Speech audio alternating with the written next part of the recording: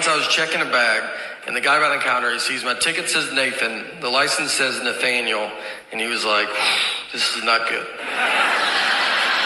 He goes, these names don't match. And I was like, but they match, right? Like, you can see the leap that we took to get from one to the other. And he's like, but they're not the same. I was like, but they're the same. And I'm realizing he cannot find out people call me Nate at that point. I mean, he can't handle that.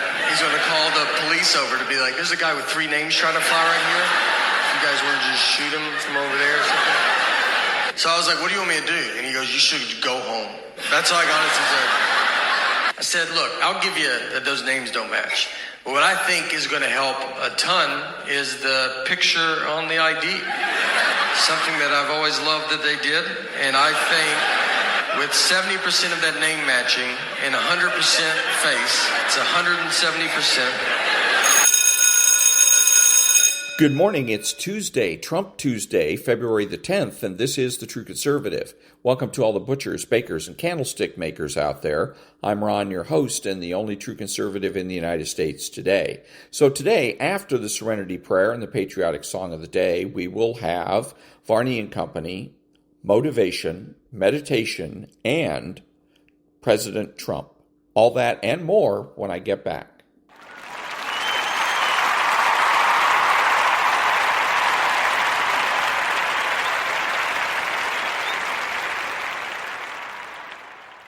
God grant me the serenity to accept the things I should not change, the courage to change the things I should, and the wisdom to know the difference. Amen.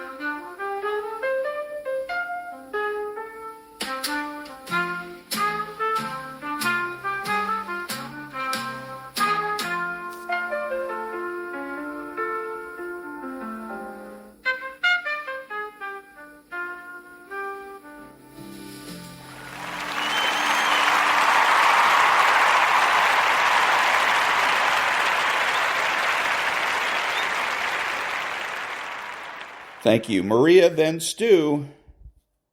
Welcome back. We're 30 minutes away from the opening bell for a Tuesday. Markets have turned mixed. Dow Industrials right now down 18 points. The S&P 500 down just a quarter. Remember, the Dow was in record territory at the close yesterday and started there this morning, but has now pulled back just a fraction. The NASDAQ continues higher. It is up 14 points right now as we await the jobs numbers tomorrow morning. That could be certainly a market mover. And by all accounts, it sounds like we could get a lower than expected number based on what we're hearing here. Interest rates this morning have also pulled back. Take a look at the 10-year yield right now, where we see it down almost 5 basis points. Big, sharp move lower here. 4.16% last trade on the 10-year. Metals this morning look like this after that incredible interview that you just heard of antimony and U.S. gold and silver.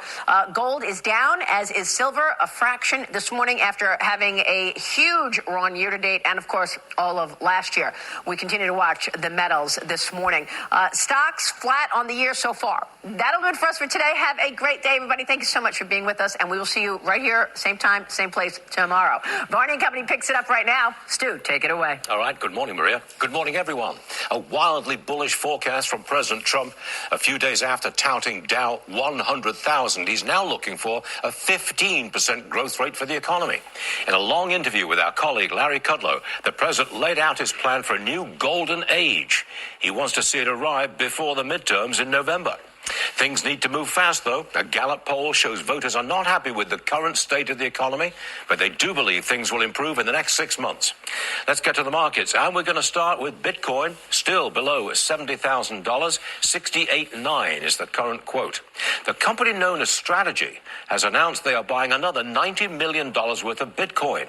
They are already the world's largest private Bitcoin owner. Their stock, by the way, has gone down nearly 60% in the last 12 months. Bitcoin Strategy at down 3% this morning. Interest rates edging lower. The 10-year Treasury yields under 4.2%. You're looking at 4.16 right now. Last week, it was close to 4.3%. Now, that represents a big move for bonds. The 2-year Treasury, that is below 3.5%, back to 3.47. As for stocks, the Dow Industrials down 11 points, small loss. Same with the S&P, up 1.5 points. That's a very small gain. The Nasdaq is up 23. Tech stocks doing a little better again this morning. Oil, $64 a barrel, but gas keeps moving up. Look at this. $2.92 is now the average for regular. On the show today, the end of the Green New Deal.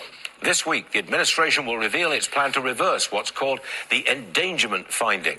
That's the Obama-era ruling that allowed the government to regulate CO2 emissions. Lee Zeldin at the EPA says it is the largest act of deregulation in the history of the United States. A reversal at the New York Times. The paper now says the U.S. has a marijuana problem. Earlier, they had suggested addiction and dependence were relatively minor problems. 18 million people use weed every day. It was just 1 million back in 1990. 2.8 million users treated every year for vomiting and intense stomach pains. One last one.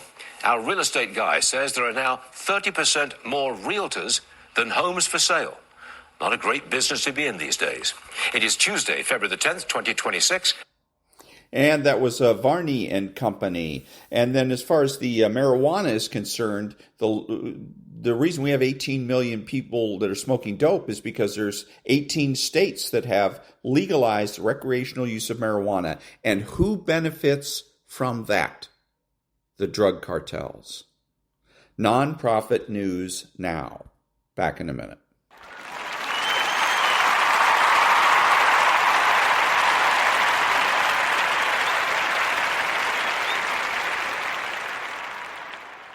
Thank you. So I'm in I think it was American Thinker, there's an article about that apparently there's a play that is being either considered being made in which it's about the Helen of Troy, which is an old Greek story. And Helen of Troy is going to be in this play black. And so the article is all about whining and complaining about the efforts of the production company to make her black and why it's good or bad or whatever. The issue that the author is missing on this is when did this start? Is this something we've always done? No. We're not trying to. This is fairly new. So when did this start? It started in the 1970s, as all bad ideas have started. This is genesis of every bad idea on the planet. But anyways, it started with the idea of self-esteem. Self-esteem was the liberals' answer to crime. See, the conservatives said, okay, if you commit a crime, you then are going to be prosecuted. If you're found guilty, you're going to prison. Just that simple. Bing, bang, boom. And the left want to make it complicated. No. That's not the way to do it. What we have to do is look to prevent crime. And so their answer to that was self-esteem. Their attitude was if these people if people have good self-esteem, they won't go out and commit crimes. Okay, and the same thing that goes with blacks then, because there's a lot of black people that are committing crimes, and so how do you how do you eradicate all that crime in black communities? Well, if you can raise the collective self-esteem of black people, then they won't be prone to committing crimes. And so that's what this is with the black Helen of Troy. It's just another self-esteem lifter.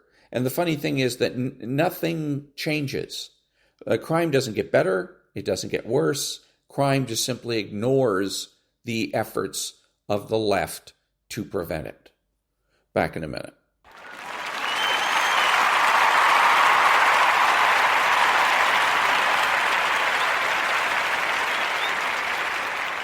Thank you. So this is a little clip of Jordan Peterson and then some commentary.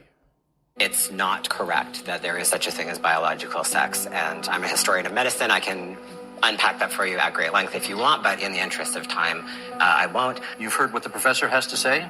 What's your response? Well, I don't understand what the claim that there's no such thing as biological sex means, and I certainly think it's, let's call it an error, to suggest that there's some sort of scientific consensus about that. I don't agree with why Dr. Peterson has been asked to stop abusing students on campus. To stop doing what? Abusing students. I see. Are you prepared to suffer the consequences that society may deem you need to suffer because of your views? Yes, I'm prepared to do that. If they find me, I won't pay it. If they put me in jail, I'll go on a hunger strike. I'm not doing this. And that's that. I'm not using the words that other people require me to use, especially if they're made up by radical left-wing ideologues. It's not. Okay, so there you go. So I love his attitude. His attitude is fantastic, but the problem here is that he makes the mistake that a lot of erstwhile conservatives make, and that is he slaps a kick me sign on his back. He thinks that in order to be a good conservative, he has to martyr himself, and it's just not true. There's no martyrs in conservatism. I was about to say make a mistake there, but anyways, no martyrs in conservatism because we're not a movement. The left has martyrs because they're a movement, and so the idea is for you to sacrifice yourself for the greater good, i.e. the movement. But conservatism has no movement. We're not movement-oriented, and that's what distinguishes us from the liberalism and the left. So, his defiance, great. Now, the other part of this is that not only is he trying to make himself a martyr, but he is helping the left. He doesn't realize he's doing this. He's helping the very left-wing ideologues he claims or he thinks he's defying. And he's helping them by what Ayn Rand referred to as reifying the zero. He was on absolutely the right track when the guy says, I don't believe in biological sex or whatever crap he spewed out, and some bilge, some babble, and Dr. Jordan said, I don't know what he's talking about. That was perfect. He should have left it at that.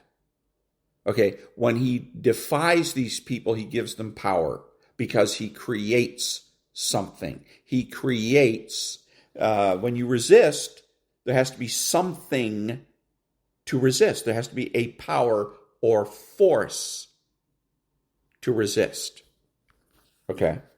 It's like what he always talks about with the narcissists, is that flailing around and thrashing about with narcissists is no good. It's counterproductive. This is what the narcissist likes. This is what the narcissist wants. And the best way to deal with the narcissist is to live your own life, not ignoring necessarily, but just going about your own life and not, reacting or responding. Here's a situation where Jordan Peterson should have taken his own advice. This guy's behavior, even if he isn't clinically narcissistic, his behavior is narcissistic. And so he should have just simply said, first of all, he was right to say, I don't know what you're talking about. And then second, excellent answer is So what? So what? That's the answer that's the antidote for the narcissist, and that's the antidote in this particular situation. So what? And that's what he should have said. Back in a minute.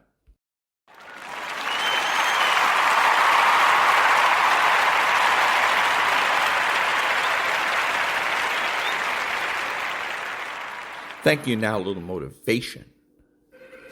It's hard. It's hard living your dream. It's hard changing your life. It's not easy reaching your goal. There are times when you're looking at it and you say, I know I need to do this, but I don't feel like it. I don't want to do it. See, most people want it easy. Easy come, easy go. It's easy to be on the bottom. It doesn't take any effort to be a loser. Doesn't take any motivation, any drive in order to stay down there on a low level. But it calls on everything in you. You have to harness your will to say, I'm going to challenge myself. Because when we seek the low road, when we seek the easy road, when we decide to go through life evading or avoiding things because they're hard, that's when we are really evading our own greatness. See, you cannot discover yourself. You cannot discover the greatness that you have within you. You cannot begin to expose yourself to new parts of yourself, of talents and skills and abilities you have, going through life trying to make it by easily. You can't learn good horsemanship by riding a tame horse. It won't happen like that. Airplane has to have resistance of the air in order to fly. So in order for us to begin to do what we need to do, we need to embrace the fact that it's hard, not avoid it. You got to fortify yourself and say, come on with it. I've got to step into it. Every freaking day of your life, live uncomfortable, run to pressure. Every single thing in your life that's hard, run to it. Get in it. Test yourself. That looks hard. Good. Go get in it. This is an opportunity for me to grow. If you never step out of your comfort zone, you're going to be very uncomfortable later. You're going to have a hard life at some point. Some of you guys, you're like, dude, I ain't willing to do that right now. Cool. Someone else less talented than you is going to do it. And then you're going to look up in 2 years and you're going to wish you'd have done it. Everything that you want and need in your life is always going to be on the other side of being uncomfortable. I need you to fall in love with being uncomfortable. Because the process of getting better at what it is that you do is painful. It's excruciating. And there's a reason why there is the phrase growing pains. Losers want to be coddled. They want to be comfortable so it doesn't ruffle their little delicate feathers. Winners, they're able to push their personal feelings aside. They say, you know what, so be it. I don't care. They want to be pushed and put through the pain because they know that going through that pain is going to produce the best possible product in themselves. They want results. So the question is, are your feelings so delicate and so sensitive that you're going to let you getting your little feelings hurt get in the way of becoming what it is you wish to become? Or do you say, you know what, my feelings. If there's no pain, there's no fucking gain. You have to embrace the suck. When it sucks, embrace it. It's hard, good. That's part of it. Like, yeah, this sucks, but it makes us awesome. Let's dig in. Let's get better. Let's skill up. Let's use this to build our character, our strengths, our skills, our ability to win in the future. So all the things that suck right now, you're like, oh my God, I can't figure this out. It's going to make you better. Honor it. Your next level of success, that's what builds your character. But you don't get to it without the struggle. Stop bemoaning the struggle and celebrate it. Something you endure, you engage with, you persevere for. Successful people, they love the process of hardship. They don't complain about it. Listen to your complaints. Our culture is dominated by complaint right now. Be the problem solver, the solution builder. Be the leader. Be the person who takes us to another level. That's your job. I'm no longer a complainer. I challenge myself to grow. You can't even go back. Because you hear yourself complain. You're like, no. That's the small part of me. The big part of me builds. Good takes work.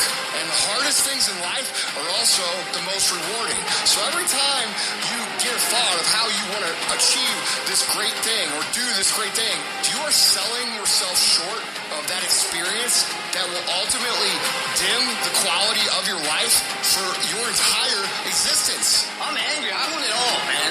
How you gonna get it? I'm willing to work for it. So therefore, I demand to get it. And I work harder and harder and harder. For once in your life, have some ownership, some credibility behind your actions and your words. Mean what you say, do what you say. Follow through for something for one time in your life. One time, follow through on what you say. You will feel a high that you've never felt before. When you follow through on things in life, guys, you achieve the confidence, the mentality that anything's possible. Focus on your action because that's what matters. Not your talk, not your doubts. It's all about what you do. If you do what is easy, your life will be hard. But if you do what is hard, your life will be easy. Let your fucking actions do the talking. Build the life that you actually want. Go after the that you actually want. Relentlessly.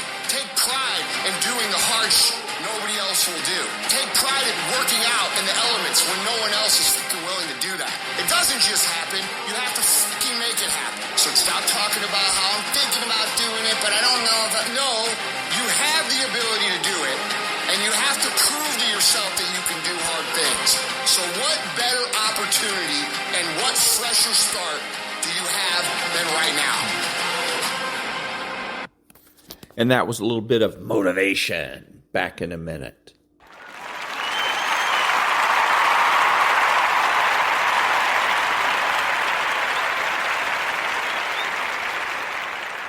Thank you. Now a little meditation.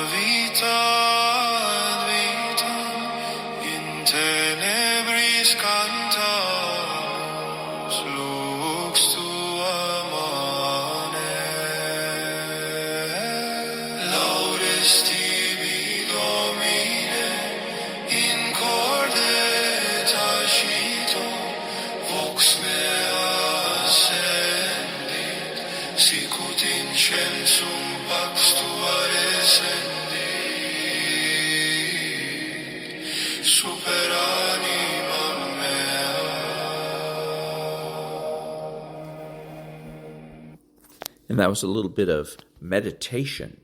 Back in a minute.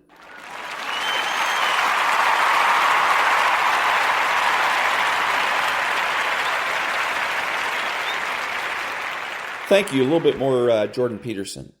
Chaff. You know, one of the things I see with readers who are unsophisticated and intellectually arrogant is they'll read someone great. Maybe they'll read Nietzsche, for example, and they'll find the odd thing that Nietzsche said that grates against their current moral sensibilities, whether they do that in context or out. And then they'll throw away the whole book. It's like, you don't throw away the whole book. It was Nietzsche. You don't throw away the book. He's like 1 in a billion. You read it carefully and you think, well, okay. No, to that. But yes to this. And you do the same thing with Dostoevsky, and you do the same thing with Tolstoy. You do the same thing with the great writers of the past that have been passed down to us. You read intelligently. You separate the wheat from the chaff. But then so first, a couple of things. There's a lot going on here, but a couple of things. First things is he sounds frustrated and irritated and annoyed. All these people, and he doesn't have the courage to call these people stupid. I think that's really what he wants to say, but he doesn't dare say it. He doesn't quite have the courage to be able to say the people that throw out Nietzsche are stupid. Okay, he says they're unsophisticated and intellectually arrogant. Come on. Quit fucking around. Call them what they are, stupid. Okay, that's what you want to call them. Anyhow, why are they doing this? Because they're taught to. And who are they taught to do this by? Their teachers and other social influencers, their friends. Why? To get rid of hierarchy. Okay, the key word in there is he says great, the great writers. In order to have great writers, you have to acknowledge that there's a hierarchy in life, that there are great writers, and then there are whatever's at the, what's the opposite end of great? Crappy? Lousy? Let's say lousy writers. So you have a hierarchy of skill, talent, etc. Okay? And what the left wants to do is eliminate that hierarchy. And in so doing, they believe that they're going to create a perfect society. The problem is hierarchies are protean. You're not going to get rid of them. The only thing you can do is just tilt the scale. You can try to de-elevate the great and elevate the stupid and the ignorant, but you still have a hierarchy. Now you're worshiping the ignorant and ignoring the great. That's all you're doing. But you're not creating a level playing field, if you will. So the other thing on a side note, my personal attitude toward Nietzsche is it's not about the moral thing. He was insane. That's all there's to it. He was insane. That's a fact. He spent the last 10 years of his life in an insane asylum. The other fact is that he wrote these books and nobody wanted to read them. Nobody in Germany wanted to read them until his friends started promoting them. And his friends came along who felt sorry for him because he's stuck in an insane asylum and promoted him and claimed that he's some kind of a sophisticate, or as Jordan Peterson wants to put it, 1 in a billion. Yeah, maybe because he was, I don't know. I don't know, 1 in a billion in terms of his insanity. But anyhow, so he gets everything in his books is, there's two things in his books. One of them is sane and insane, and new and old. Everything in his books that he writes that is new is insane. Everything that in his books are sane is old. In other words, he comes out and says things that are completely nuts. And then maybe the next page or chapter over, he'll say, oh, by the way, 2 + 2 = 4. Well, that's not brilliant or anything like that. It's old news. We already knew that 2 + 2 = 4. Okay?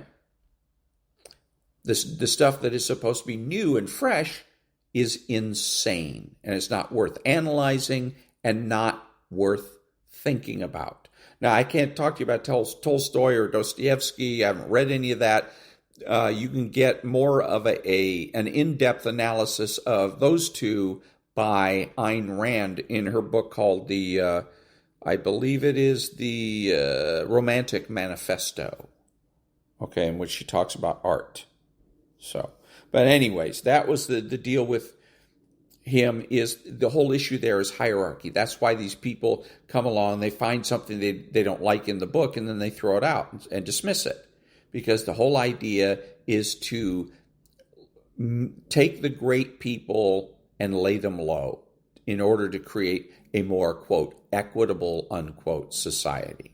Back in a minute.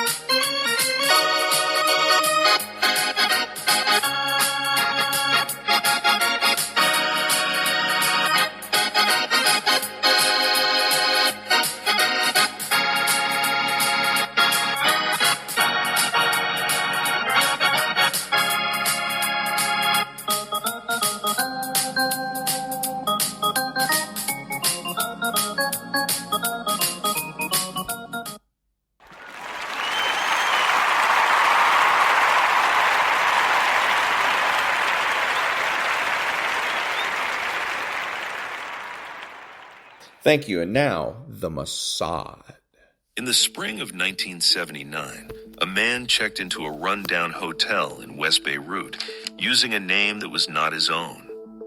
He had been using fake names for 18 months, moving between safe houses like a chess piece sliding across a board that kept changing beneath him. What he did not know was that Israeli intelligence had already placed their own pieces on that same board, and they were closing in. Salem Hamdi was an engineer of death, not the kind who pulled triggers or wore explosive vests. He was something more dangerous, a craftsman who understood exactly how to turn everyday materials into weapons that could shred human bodies in crowded marketplaces. Over 6 years, his workshop had produced 37 devices. Each one bore his signature techniques, each one designed with a single purpose: maximum casualties. 23 people died because of bombs he built. 23 lives erased in Tel Aviv bus stations and Jerusalem shopping districts. Men, women, children going about ordinary days that ended in fire and flying metal. Israel's intelligence community gave him a code name. They called him the Clockmaker, and they had been hunting him since 1973. The year 1979 found Beirut drowning in its own violence. 4 years into a civil war that would eventually consume 15 years, the city had been transformed from a cosmopolitan jewel into a fractured landscape of warring territories. The so-called Green Line cut through the urban core, separating Christian neighborhoods to the east from Muslim districts to the west. But that simple division hid a far more complex reality. Palestinian militias controlled entire sectors. Syrian troops occupied key positions. Druze fighters, Shiite militias, Sunni groups, and Maronite Christian factions each carved out their own fiefdoms. Territory changed hands with every temporary ceasefire and every new betrayal. Car bombs detonated with such regularity that residents learned to distinguish between different explosive types by their sound signatures. For someone running from powerful enemies, this chaos offered something precious. In a city where violence was the background noise of daily life, where intelligence services from a dozen nations operated in the shadows, one more corpse would barely register. Beirut had become a sanctuary for those fleeing justice, and a killing ground for those sent to dispense it. Hamdi had vanished into this mayhem 18 months before, slipping out of the West Bank just hours before Israeli forces arrived to arrest him. He had crossed into Jordan first, then made his way through a network of sympathetic governments and underground safe houses. He moved through Syria, then Libya, and finally into Lebanon, where he disappeared into the Palestinian refugee camps that sprawled around Beirut's periphery. For a year and a half, Mossad's operatives followed a trail of whispers and secondhand reports. Each tip arrived just a bit too late. By the time agents reached a location, Hamdi had already moved on. He understood tradecraft. He never stayed anywhere longer than a few nights. He never used the same contact twice. He trusted no one beyond his inner circle. The man knew people were hunting him, and he behaved accordingly. Then, in January of 1979, something changed. A minor informant working in one of the Palestinian camps mentioned hearing about a technician who had taken up residence in a hotel somewhere in the Hamra district. This neighborhood had once been fashionable, a place where intellectuals gathered in cafes and tourists strolled tree-lined streets. The war had stripped away that glamour, leaving behind a shabby remnant of former elegance. The informant could not provide a name, but certain details stood out. Local PLO representatives treated this man with unusual respect. He rarely emerged from his room during daytime hours. It was not much, but it matched patterns. Mossad dispatched a team to investigate. Hamdi's story began in 1941 in Deir Yassin, a village west of Jerusalem. He was 7 years old when that village became a battlefield during the 1948 war. The experience marked him permanently. His family fled to a refugee camp near Ramallah, where Salem spent his childhood in conditions of poverty that fed anger, which eventually calcified into ideology. But unlike many young Palestinians who channeled their rage into politics or direct combat, Hamdi discovered something else. He had a gift for understanding mechanical systems, how components fit together, how circuits completed, how devices could be engineered to fail in precisely calculated ways. By his early 20s, Palestinian militant organizations recognized this talent's value. His education came from multiple sources: self-taught experimentation, training sessions in Egypt, and advanced instruction at Soviet facilities where the KGB ran programs for promising candidates from liberation movements worldwide. He studied blast physics, detonation chemistry, and timing mechanism engineering. He learned how to maximize fragmentation patterns, how to defeat bomb disposal protocols, and how to construct devices that could slip past detection equipment. By the early 70s, Hamdi had become an irreplaceable technical asset. He did not personally plant the devices. That work fell to operatives willing to accept more direct risks. But he designed every component, built every mechanism, and trained every deployer.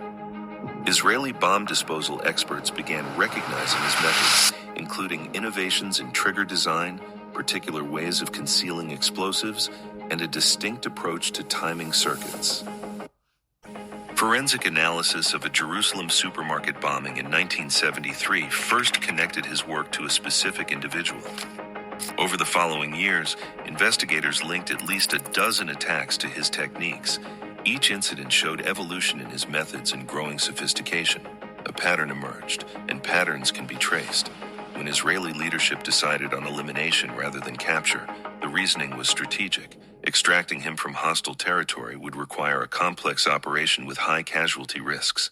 Even if successful, a public trial would create a propaganda platform and potentially expose intelligence methods. A permanent solution was cleaner, and it sent a message to others who might consider walking the same path.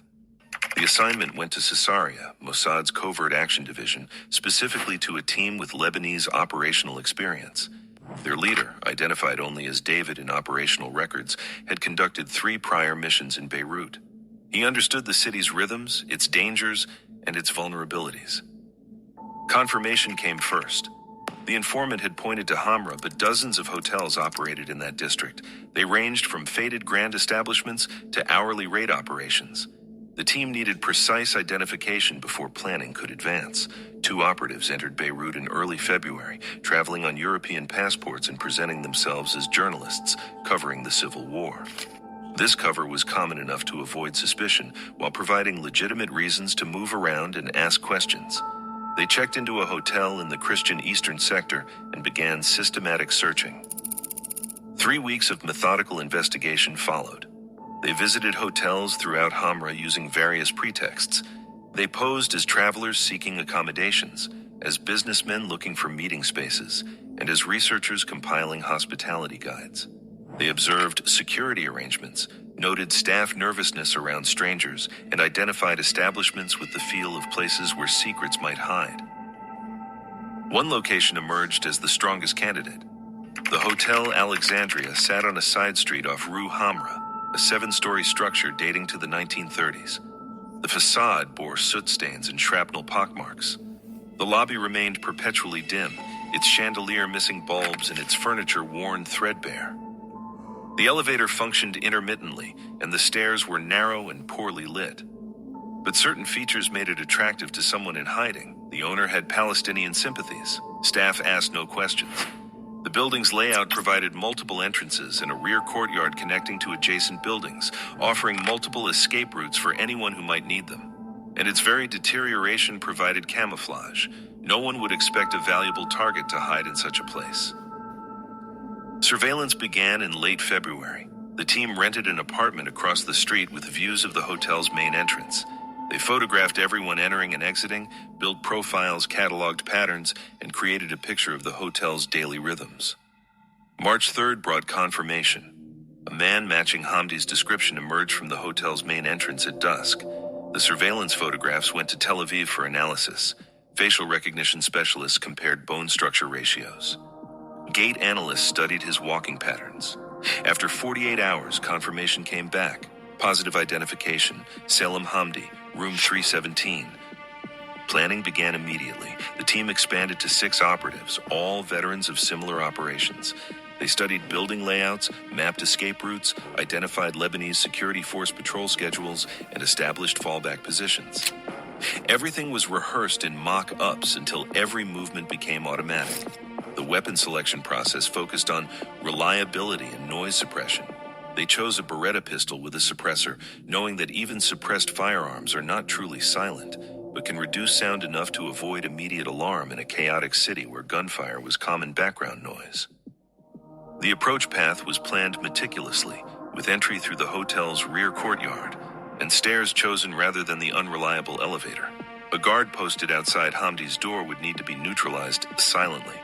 Entry into the room had to be rapid, allowing no time for the target to react or reach any potential weapons or communication devices. They selected March 21st for execution.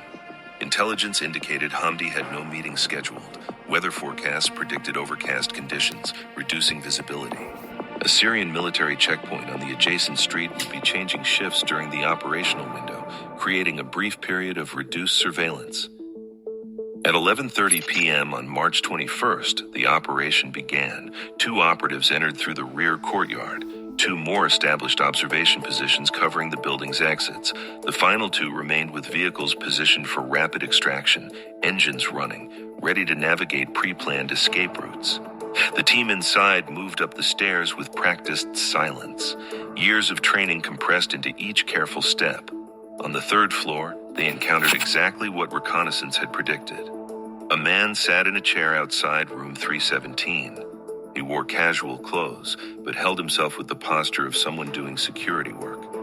The lead operative approached from the stairwell, moving with controlled casualness, as if he belonged in the building. The guard began to rise. Before he could fully stand, the operative was on him. One hand covered the guard's mouth while the other delivered precise strikes to the carotid artery. The guard slumped unconscious within seconds.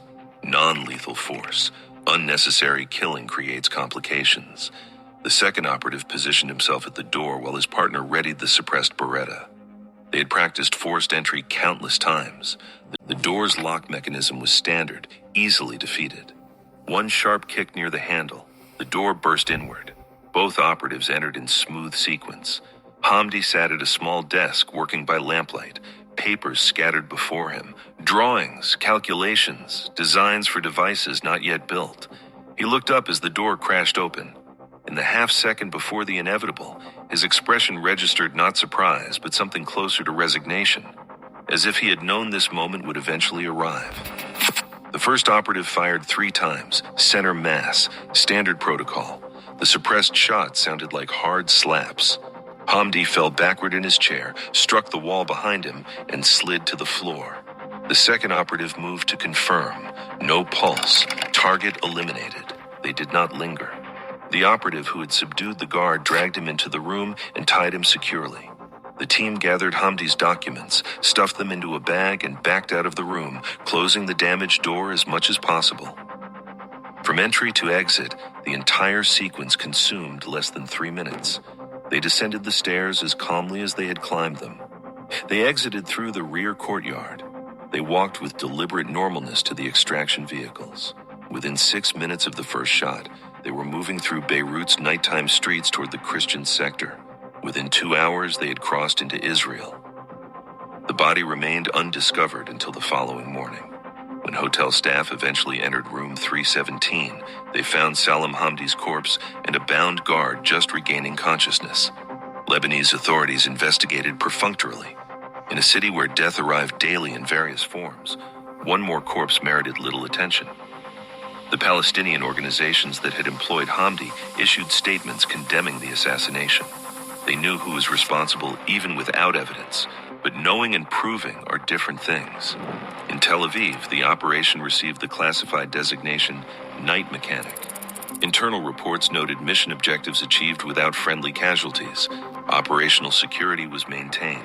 Documents recovered from Hamdi's room revealed plans for future devices, including innovations in remote detonation that could have made future attacks even more devastating.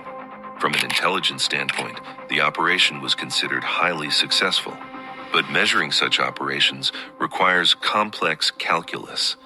Hamdi had enabled the deaths of 23 people. His elimination potentially prevented future attacks. Yet his death also became a rallying point for Palestinian groups who portrayed him as a martyred technician serving his people's cause. Each side counts its dead. Each side justifies its actions by referencing the other's crimes. Neither side concedes moral high ground. What remains beyond justifications is the simple fact of what occurred in that room. A man who had dedicated his talents to causing death met his own end at the hands of those dedicated to stopping him. Tools differed, methods differed. The outcome was identical.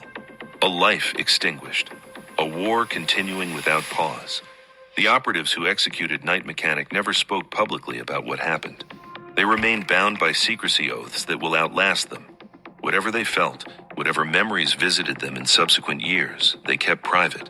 That discipline is part of what made the operation possible. Somewhere tonight, in some city torn by conflict or haunted by the threat of violence, operatives are watching, planning, waiting. Somewhere a target goes about his business, unaware he is identified, that his movements are tracked, that his time is being measured. Somewhere a decision is being made about whether he will live or die, and if death is chosen, how and when, and by whose hand. Watching. This is our world's reality. Behind headlines and diplomatic statements, behind treaties and negotiations, exists a shadow realm where different rules apply. In that realm, men like Salam Hamdi build weapons, and men like those who killed him hunt the builders. The struggle is endless. Victories are temporary. Costs are measured in human lives on every side of every line. The Hotel Alexandria collapsed during later shelling in 1982. But the story of what happened there persists, passed through intelligence briefings, whispered among those who know such things, preserved in institutional memory of organizations whose very existence gets officially denied. It is a story about skill and patience, about determination and ruthlessness, about lengths nations will go to protect citizens and punish enemies. It persists. It is a story without heroes. Only protagonists and antagonists whose roles depend entirely on which side you stand. A story that did not begin that March night and did not end when the last operative crossed to safety. 3 minutes. That is how long it took.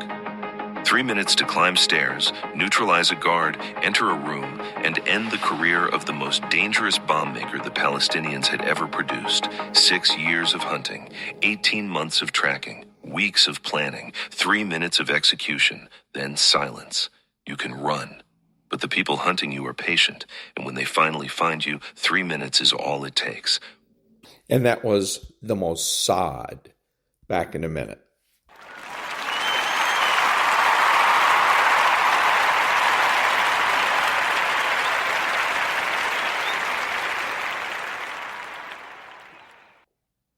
Nothing worth doing ever came easy. Treat the word impossible as nothing more than motivation. Never, ever quit. Never quit.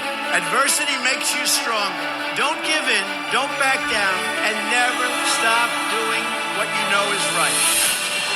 They want to take away my freedom because I will never let them take away your freedoms. They're not coming after me, they're coming after you, and I just happen to be standing in their way.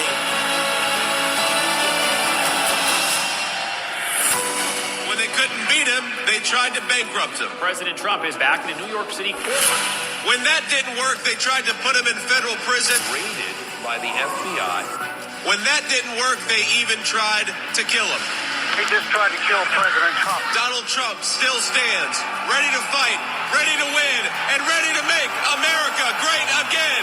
This is Donald Trump's house, brother. This election, we all get to choose. I'm going to choose real American leadership and a real American values. The 45th and soon to be 47th President Donald J. Trump.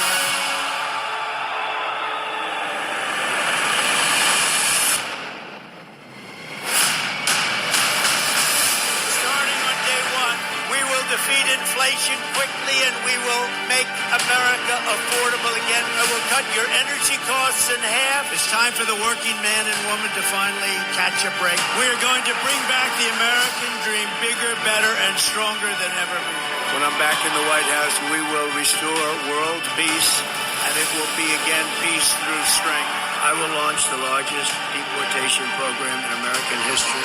And we'll put these vicious and bloodthirsty criminals in jail or kick them the hell out of our country. November 5th, 2024 will be Liberation Day in America. We all salute the same great American flag. Our best days are yet to come. Together, we will make America great again.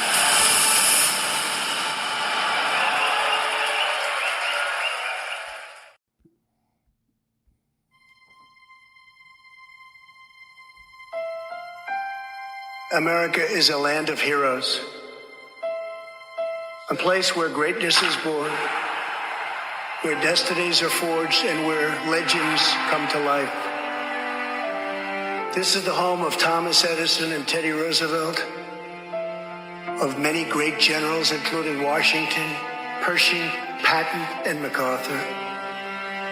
This is the home of Abraham Lincoln, Frederick Douglass, Amelia Earhart, Harriet Tubman, the Wright brothers, Neil Armstrong, and so many more. This is the country where children learn names like Wyatt Earp, Davy Crockett, and Annie Oakley. This is the place where the Pilgrims landed at Plymouth and where Texas patriots made their last stand at the Alamo. The American nation was carved out of the vast frontier by the toughest, strongest, fiercest, and most determined men and women ever to walk on the face of the earth. Our ancestors braved the unknown, tamed the wilderness, settled the Wild West, lifted millions from poverty, disease, and hunger, vanquished tyranny and fascism, ushered the world to new heights of science and medicine, laid down the railroads, dug out the canals, raised up the skyscrapers. Our ancestors built the most exceptional republic ever to exist in all of human history, and we are making it greater than ever before. This is our glorious and magnificent inheritance. We are Americans. We are pioneers. We are the pathfinders. We settled the new world.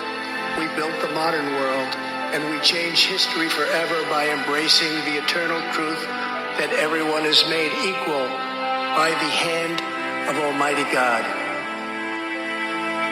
America is the place where anything can happen.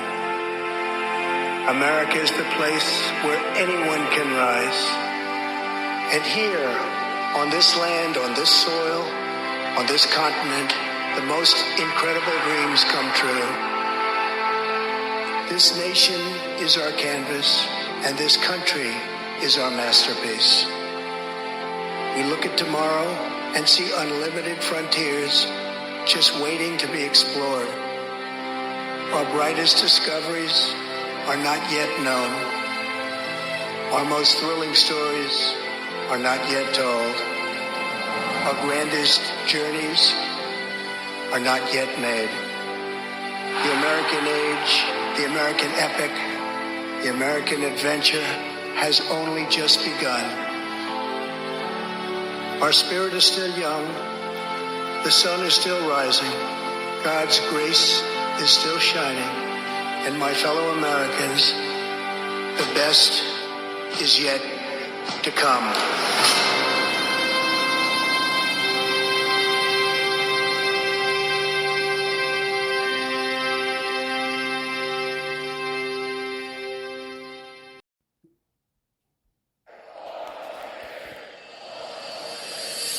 This is a movement like we've never seen in the history of our country.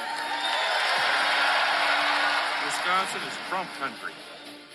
And that's what this fight is all about. We're taking on the failed political establishment and restoring government of, by, and for the people. It's the people. You're the people.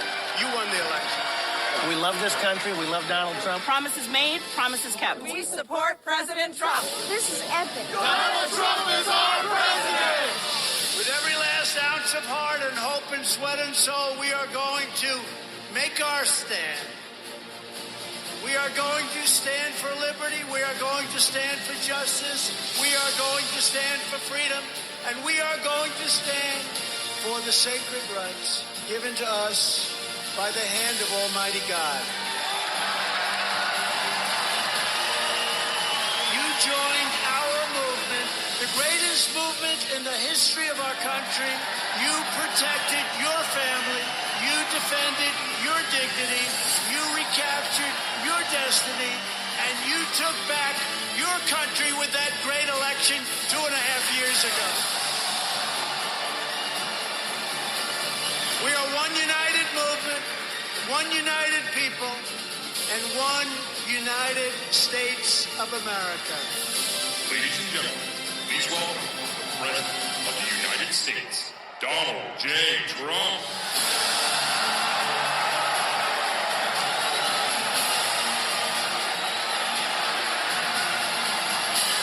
You have always been loyal to this nation. Now you finally have a president who is loyal to you. Every day between now and November 2020, we are going to keep on working, we are going to keep on fighting, and we are going to keep on winning, winning, winning. We will make America wealthy again. We will make America strong again. We will make America safe again.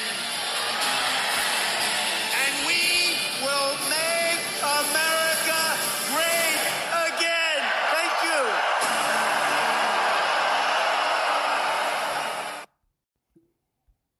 If I give you one message to hold in your hearts today, it's this. Treat the word impossible as nothing more than motivation. Relish the opportunity to be an outsider because it's the outsiders who change the world and who make a real and lasting difference. The more that a broken system tells you that you're wrong, the more certain you should be that you must keep pushing ahead. You must keep pushing forward. Our movement is about replacing a failed and corrupt political establishment with a new government controlled by you, the American people.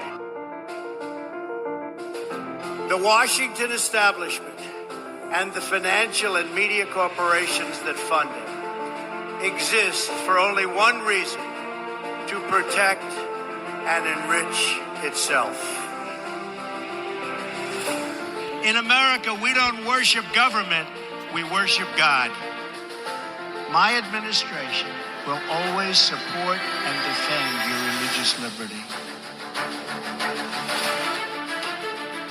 There is nothing that we cannot do. There is absolutely nothing we cannot match. There is no challenge that you will let us down. You will never let us down. The people of Ohio will never let us down. This towering American spirit has prevailed over every challenge and lifted us to the summit of human endeavor. At no time before have voters faced a clearer choice between two parties, two visions, two philosophies, or two agendas. This election will decide whether we save the American dream or whether we allow a socialist agenda to demolish our cherished destiny. Your vote will decide whether we protect law-abiding Americans or whether we give free rein to violent anarchists, agitators, and criminals who threaten our citizens. And this election will decide whether we will defend the American way of life or whether we will allow a radical movement to completely dismantle and destroy it. Our radical Democrat opponents are driven by hatred, prejudice, and rage. They want to destroy you, and they want to destroy our country as we know it.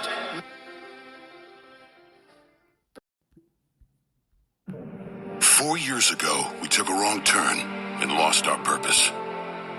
We lost the strength that makes Americans who we are. If we dared to speak the truth, it was called hate speech, and our values were labeled shameful. That's when everything we care about fell apart. We surrendered our borders, our paychecks, and our courage. Our patriotism was called toxic. Men could beat up women and win medals, but there was no prize for the guy who got up every day to do his job. Now we're being asked to settle for the way things are. And we're wondering if America can make a comeback. We can, because we've done it before. When we get knocked down, we don't stay down. We get up again. We fight. We fight. We fight." I'm Donald J. Trump, and I approve this message. What will we do with this moment? How will we be remembered? Look at the opportunities before us. This election really isn't about the left versus the right. It's about we the people choosing our government and the choice between freedom versus tyranny. Nobody has a chronic disease burden like we have. Why are we allowing this to happen to our children? Ultimately, the only thing that will save our country is if we choose to love our kids more than we hate each other. What is going on here is deeper than politics. It is deeply spiritual. We are being called to rise above the hatred and the fear and the evil. We need to remember above and beyond that we must love our neighbors, that we must treat other people as we hope to be treated. You want to be a rebel? You want to be a hippie? You want to stick it to the man? Show up on your college campus and try calling yourself a conservative. America is going to reach heights that it has never seen before. The future is going to be amazing.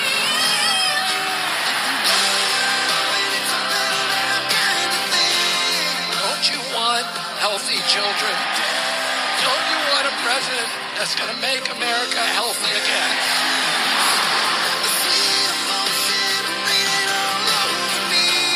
I come to you today as a former Democrat. I will be a first-time Trump voter tonight.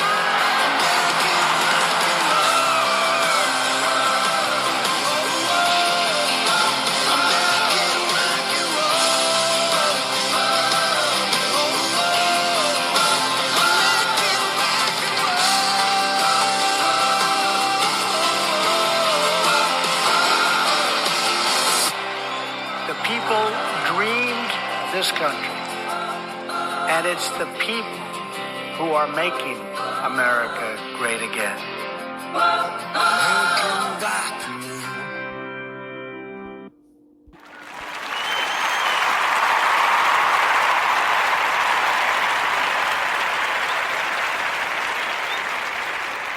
Thank you. This is Ron, your host, the only true conservative in the United States today, bidding adios to all the butchers, bakers, and candlestick makers out there, and reminding you that you're not neutral and that the government has no rights.